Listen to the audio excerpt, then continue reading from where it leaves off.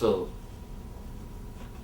if your life is more based on the being and the consciousness, you will see you achieve a tremendous satisfaction and tremendous feeling of fulfillment happens to you. In the level of sex, instead of fantasies, you will have a deep intimacy with your spouse. The level of death, instead of fear, you will have a deep fulfillment and you will welcome the death so that it can bring more transformation in you.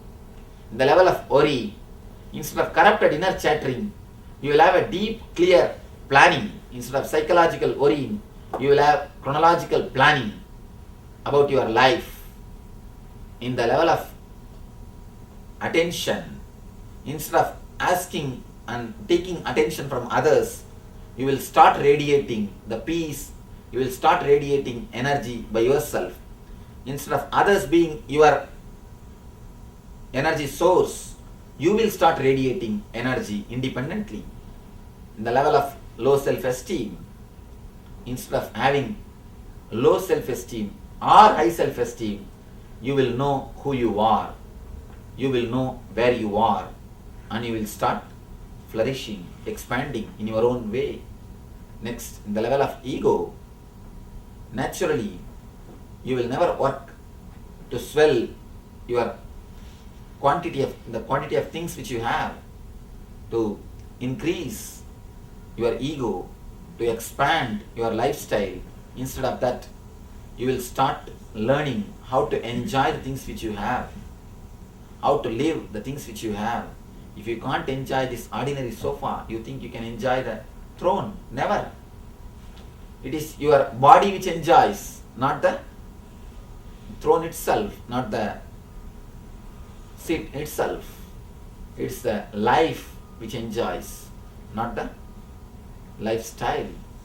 When you reach the highest plane, if you are too much oriented about the lifestyle, the deep discontentment, what happened to Yayadi will be the result. And if you are oriented on the life, deep fulfillment. There are so many great masters. Shankara left the body when he was 32, Vivekananda 39, Paramashiva very young, Ramakrishna 50. There are so many people who left their life, who left their body when they were young, and they had such a deep satisfaction because they have experienced the life. If you are oriented on lifestyle, you will continuously try add more things, more years, more time in your life. If you are oriented on your life itself, naturally you will see you are totally expressing the energy and bliss. You are radiating the new consciousness. Of course, unless you experience it, it's very difficult to convince. Unless you have the glimpse of consciousness, it is very difficult to understand. For outer things, you have a solid proof, logic, facts and figures. For the science, you have a clear facts and figures. But for the inner world, the problem is the experience is the only proof. It is something beyond logic. But all great things start beyond logic. Somebody asked me, Swamiji, why don't you give some solid proof for God, the existence of God? I told him, the moment God is proved, the logic will become more bigger. The logic will become greater than God himself. God is great because he is never proved by logic. If he is proved by logic, then logic will become great. God will become only secondary. So, the very existence of the God is great because he can never be proved by the logic. He is something beyond, far, far, far away from the logic. The same way, life is never logical, it is paradoxical. It is something beyond logic. When you try to work based on the logic, you miss the very life itself. Let you go through these great ideas Let these great ideas sink in your being. Let this awareness and consciousness flower in yourself. Let you experience the life, eternal bliss, Nithyananda. Thank you.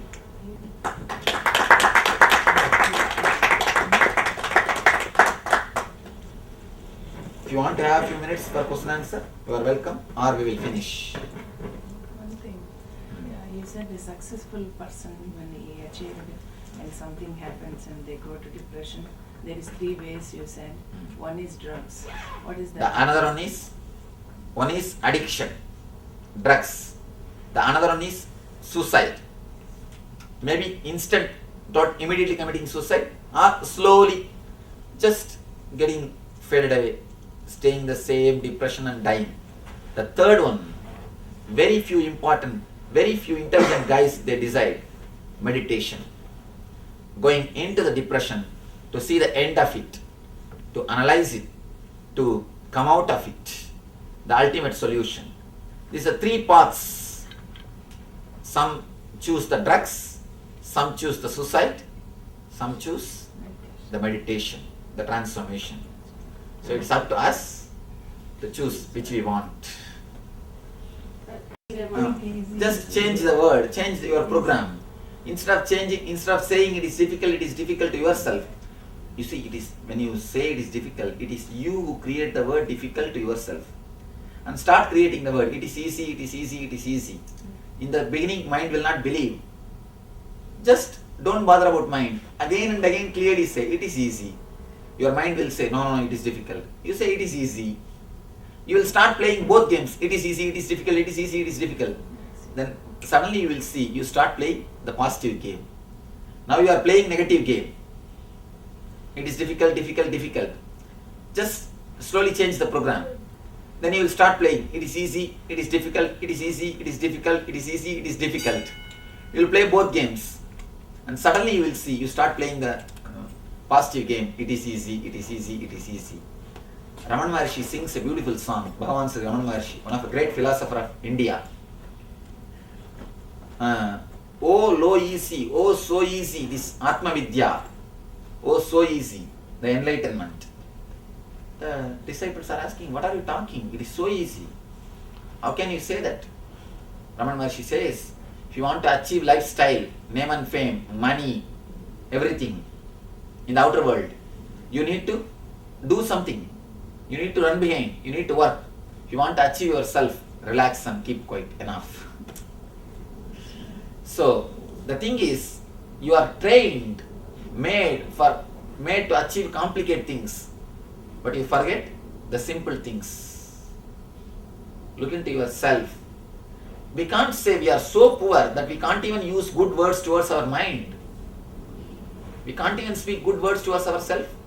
We can't say that we are so poor that we can't use the right words towards ourselves. No, we can. You were telling some story. She interrupted. You are going to tell some story about this.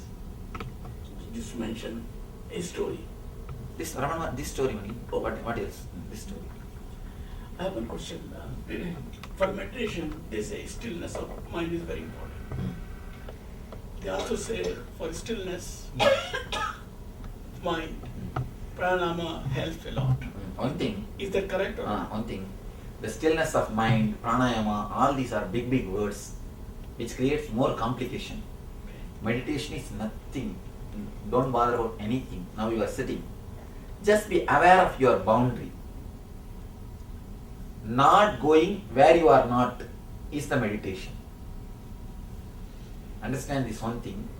Be where you are. If you are here now, just be inside your boundary. Usually in our life, if you are here, you will be thinking about the home. If you are in the home, you will be thinking about the evening discourse. If you are in the evening discourse, you will be thinking about when will I go back. The moment you reach your house, you start thinking about next day morning job. Next day morning in the office, you start planning about the evening beach. The evening beach, you are planning about the going back to the house. We are not there where our body is. So drop that, just be where you are. That is more than enough. That is more than enough. That is what I call meditation. Being in the present, being in the awareness, being with your consciousness is what I call meditation. Nothing much is necessary. We are just disturbed continuously by too much of words, too many ideas. Just bring your mind, relax, and be where you are. Feel the ground, feel how you are comfortably sitting, and feel the pressure in your face created by the hand. Just be inside the body. You will see, you start experiencing the life. Because it is very simple, it is very difficult to understand. But all these years in your life, you were used to be what you are right now. And it's really very hard to get out of that. So live in the present. One thing, if you are used to live in the past and the future, why do you bother? The moment you say it bothers you, you are not used, it is not your nature. Just understand a small, simple logic. When you get a headache, you try to come out of it. You take some medicine, come out of it. Because headache is not your nature. Something else, the painlessness is your nature. That's why you try to come out of it. Same way, if you say living in the future and worrying or bothering is your nature, why do you try to come out? The moment you try to come out, you know it is not your nature. So why are you attributing yourself to the worrying and the bothering? Attribute yourself to the living into the present. Say my nature is living in the present. And don't say that is my nature. That's the thing which came suddenly. Anytime it can go back. One more thing. For example, you have come from Hyderabad and settled here. For last 30 years. You forget Telugu because you don't speak. Because you don't speak, you forget. Suddenly if somebody starts speaking with you Telugu continuously, can't you remember? Simply you can remember. So the bliss or living in the moment is your own language, much more closer to you than your mother tongue. Till the age of 7 you are living in the present. So start, reclaim the forgotten language. It's nothing but a forgotten language. If living in the past and the future are worrying, if that is your nature, you will not try to escape from it. But you are worried, you are bothered, you are trying to escape. That itself proves that is not your nature. Okay? I think it is time to. Yes. One more question. You mentioned imagination at least 3 times that I can recall. One was in connection with fantasy, seeking the ideal, projecting this imagined image of an ideal mate that you search after. Again, I think you mentioned imagination in relation to self-esteem, either low self-esteem or inflated self-esteem, excessive ego, right? And when you spoke of Einstein, I was reminded of a famous quote that he made, that, in a nutshell, imagination is more important than knowledge, Einstein said. I wondered if you might explicate if there are different kinds of imagination and what the positive role of imagination is. You see, that's the problem. What Einstein says as imagination is bhavana. In Sanskrit we have 2 words, bhavana and kalpana. Bhavana means a conscious imagination. Kalpana means the unconscious brooding over. When I say bhavana means actually molding yourself. The after effect of the imagination of what Einstein says is a visualization, and it will mold yourself. But what I said here, the imagination, let you understand these 2 words. Imagination and visualization. Visualization is what Einstein says, but he uses the word imagination, but he means visualization. But the word, when I used imagination word, I use it in this meaning. In ordinary imagination, you project and you start chiseling the other person. You start molding the other person. In this visualization, you start molding yourself. If it is molding yourself, it is perfectly alright. That will help you. But if it is molding somebody else, then there is some serious problem. In all your search for ideal mate, you start molding her, you start chiseling her, you start torturing her, you start possessing her. So this is the big problem. When it is unconscious, when it is lifestyle oriented, it's an imagination. When it is life oriented, it is visualization. There is a beautiful sutra. Start feeling you are enlightened. Start visualizing Aham Brahmasmi, you will become that. You are enlightened, you will become that. It means a creative imagination, creative visualization. And what Einstein said, imagination is much more important than knowledge itself. There is a Tantra sloka, the bhavana is much more solid than anubhuti. Means that imagination is much more solid than the experience itself. So actually, if you see, any conscious visualization will always mold you, will help you to grow. But the unconscious visualization, which is supplied to you by the lifestyle, which is given to you from the outside, and which is given to you like a teaspoon feeding, behind which you run, is unconscious imagination. And visualization is conscious expression. Conscious and unconscious, that's all. And also significant difference is the one finds its source within us, the other comes from outside. Yes. You see, And hence, therefore, when coming it from outside comes is from beyond our control. when it comes from inside, it is bhavana. When it comes from outside, it is kalpana. When it comes from inside, you will have enough of capacity to fulfill it, because you are Atman, you are energy. Whether we believe or not, whether we accept or not, we are divine. So the moment you create some imagination, you know how to fulfill it. You have the capacity to fulfill it. But when it is given to you by somebody, you don't have energy to fulfill it. So when it comes from inside, it is visualization. When it is given to you from outside, it is imagination. So anything conscious, it's a visualization. Anything unconscious, it is imagination. What Einstein says is conscious visualization. That is what he means by the word imagination. Thank you. So, thank you for all of you coming and sharing the bliss, and let you experience the life and experience the eternal bliss. Nithyananda. Thank you.